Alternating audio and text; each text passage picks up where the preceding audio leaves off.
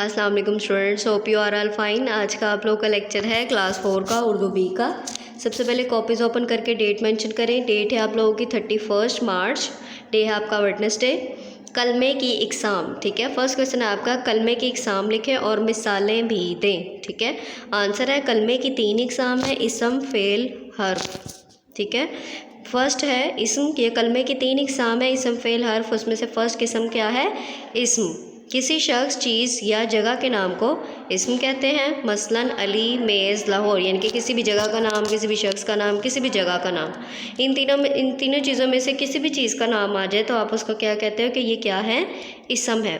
उसके बाद फेल, जिस कलमे से किसी काम का करना या होना ज़ाहिर हो, यानी कि जब हम कोई काम करते हैं, जैसे किसी चीज़ को देखना, लिखना, पढ़ना, खाना, चखना, यानी कि किसी काम का करना ज़ाहिर हो, इसे फ़ेल कहते हैं। मिसाल के तौर पर आया, लिखा, खाया वगैरह, ठीक है।